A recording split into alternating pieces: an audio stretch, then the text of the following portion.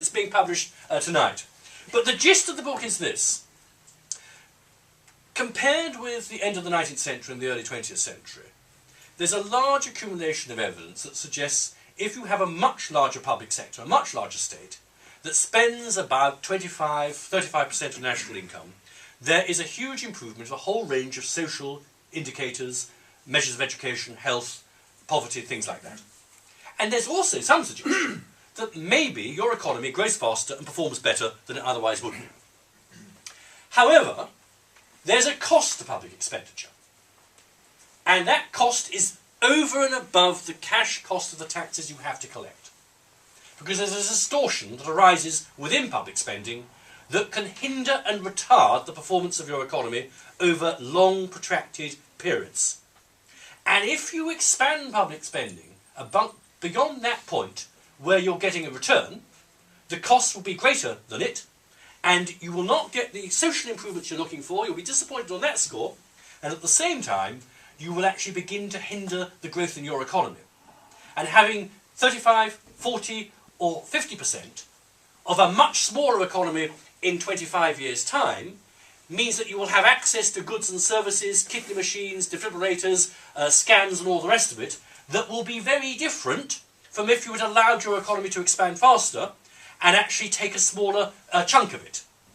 And what I'm arguing tonight is that we passed that position in the 1960s.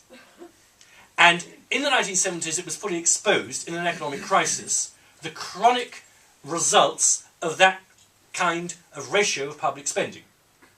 And in that crisis, a Labour government under Jim Callaghan and then a Conservative government under Margaret Thatcher did quite a lot to unwind it all and to return the United Kingdom to performing more like an average, mature OECD economy. It was no economic miracle, despite what some Conservative politicians would like to tell you the world in 1997 was all about.